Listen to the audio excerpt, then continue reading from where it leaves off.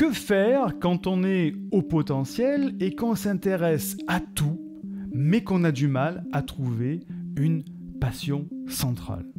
Ou alors, que faire quand on sait un petit peu tout faire et qu'on doit choisir? C'est ce qu'on va voir aujourd'hui dans cette vidéo particulière où je vais t'aider justement à trouver une passion centrale, quelque chose qui t'anime.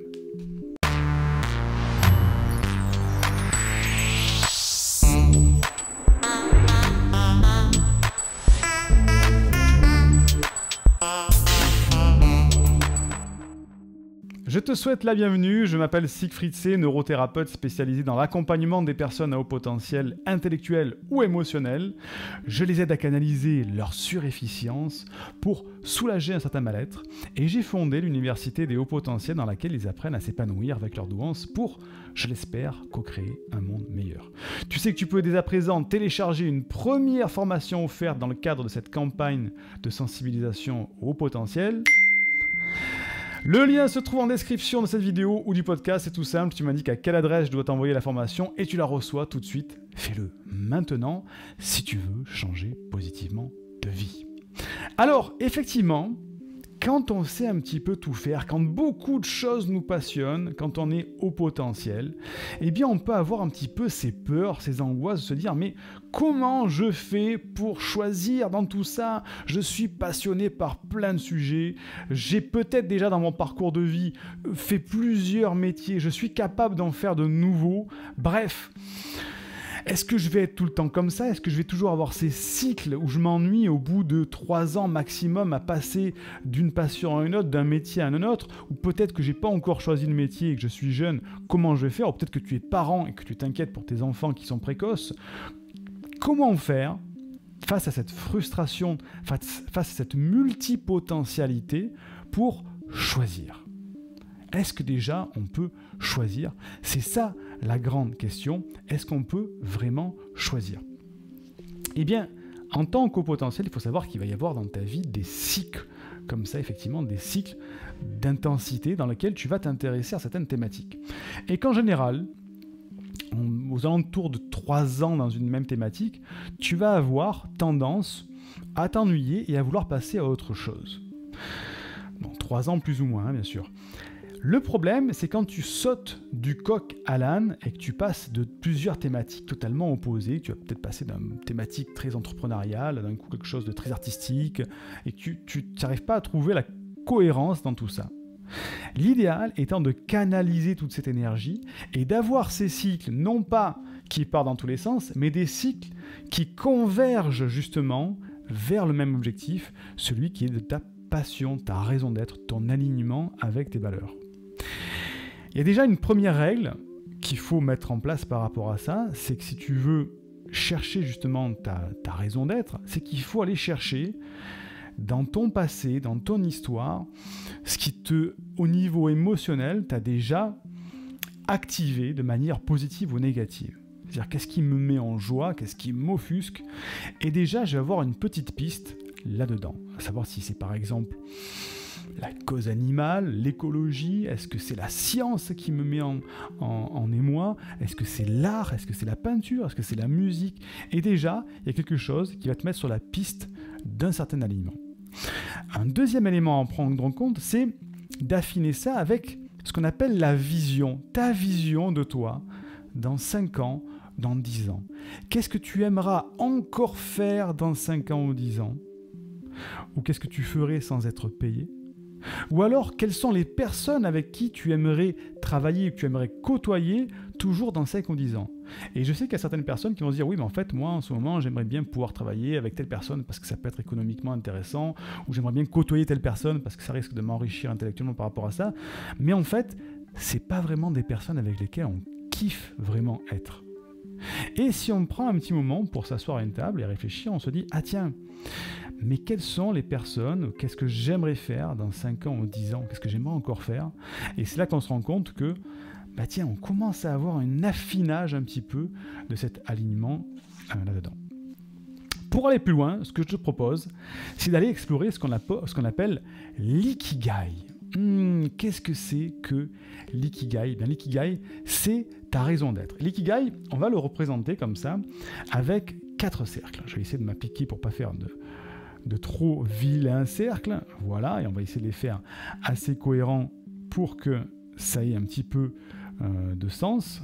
Voilà, donc je vais plutôt le refaire celui-là parce qu'il est allé un petit peu trop loin. Voilà, on va le faire comme ça. Et on va faire celui-là comme ça. Voilà. Alors, l'ikigai, qu'est-ce que c'est?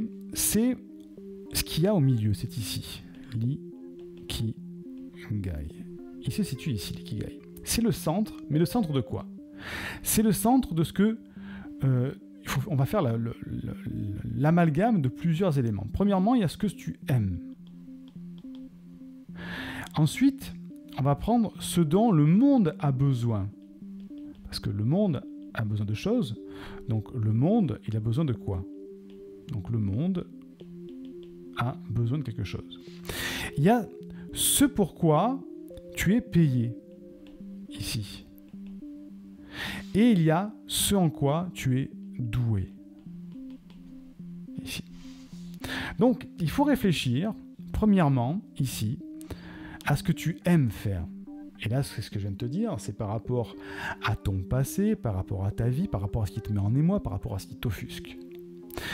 Deuxième chose, c'est ce dont le monde a besoin. C'est-à-dire, tiens, pour avoir du sens dans tout ce que tu vas faire, pour que tu trouves un certain accomplissement dans ta raison d'être, dans ta mission de vie, de quoi le monde a besoin qui correspond ici, à ta mission. C'est-à-dire ce que tu aimes faire, on va faire un petit lien comme ça, et ce dont le monde a besoin. C'est ta mission. Ensuite, il y a ce pourquoi tu es payé. Donc on pourrait parler d'expertise. Eh bien, la liaison entre ce que le monde a besoin et ce pourquoi tu es payé, on appelle ça ta vocation.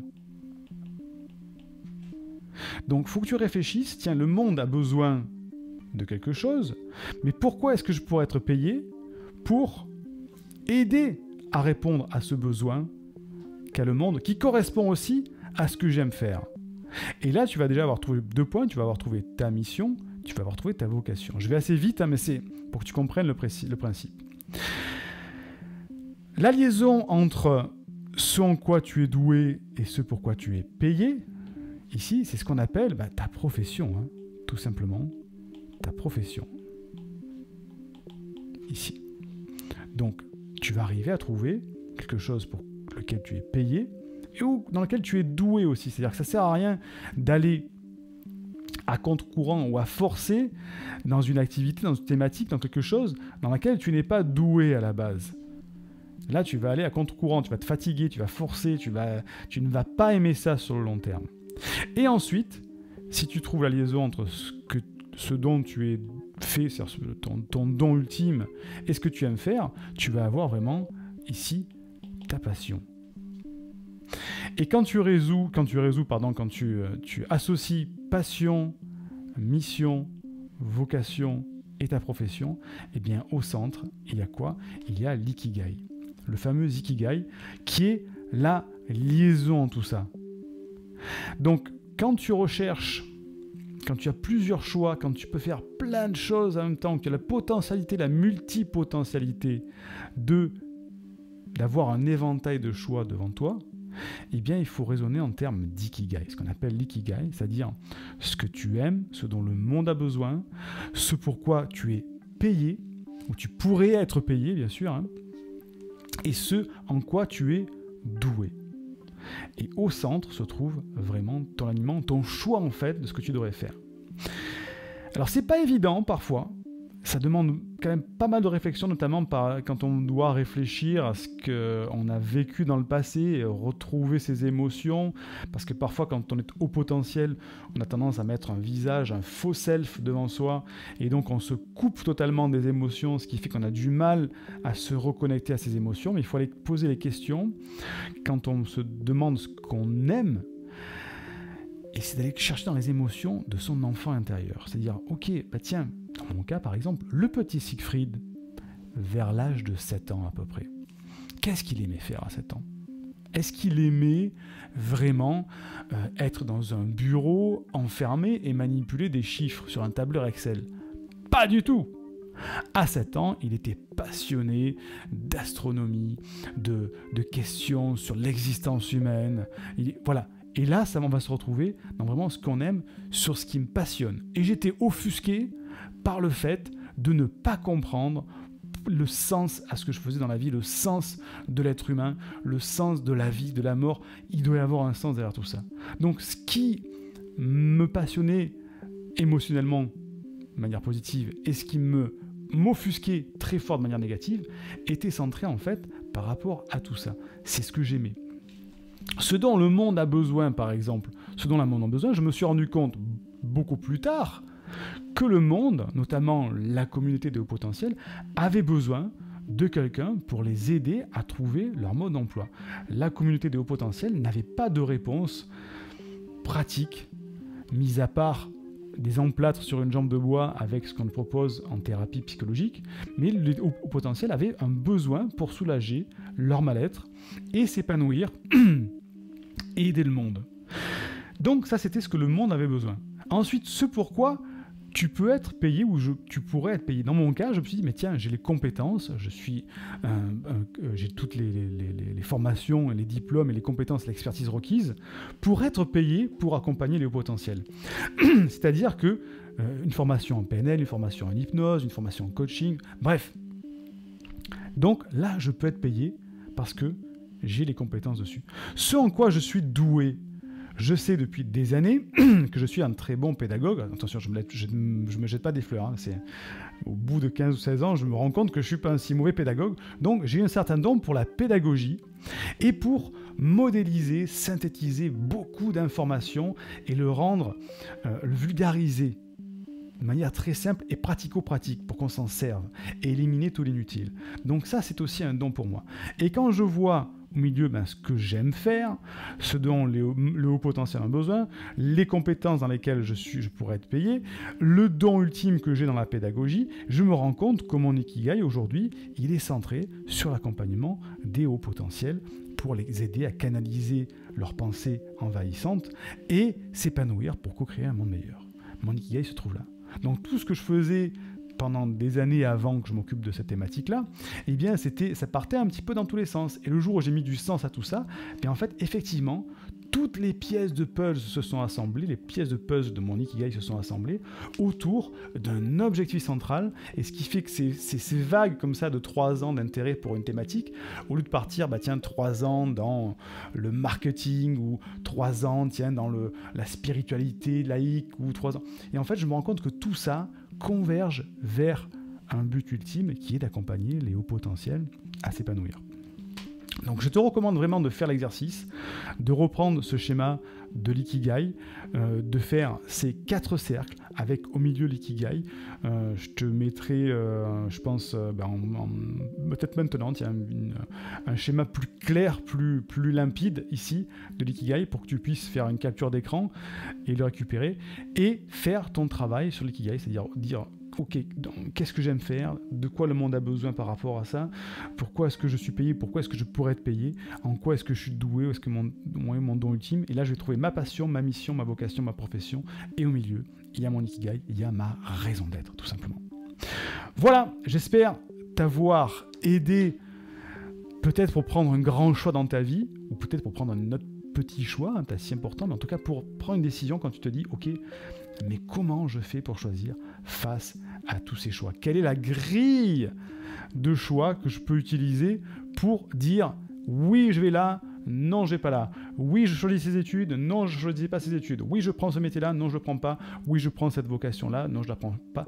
Comme ça, au moins, tu auras déjà des outils pour te mettre au clair. Je te dis merci d'avoir écouté cette vidéo. N'oublie pas de mettre un petit like pour l'algorithme de YouTube, de partager à quelqu'un que ça pourrait aider et surtout de laisser un commentaire. Dis-moi si toi, dans ton cas de haut potentiel, parce que tu sais que je lis tous les commentaires, eh bien, tu sais déjà quelle est ta mission de vie, ton Ikigai, et tu mets dedans, sous les commentaires, quelle est ta mission de vie, quel est ton Ikigai, ou sinon tu me dis, non, franchement, je suis perdu, et effectivement, je vais tester l'Ikigai. Je te dis à très vite pour une autre vidéo. Bye bye. Indique-moi en description à quelle adresse t'envoyer la formation offerte qui s'intitule « Canalise tes pensées envahissantes et profite de l'instant présent ». Et surtout, partage cette vidéo à une personne de ton entourage que ça pourrait aider. Et n'oublie pas, comme le disait Einstein, la folie c'est de faire toujours la même chose et de s'attendre à un résultat différent. Si tu veux t'épanouir avec ta douance, c'est le moment d'utiliser le bon mode d'emploi, celui qui fonctionne avec toi, et de changer pour faire de cette terre un monde meilleur.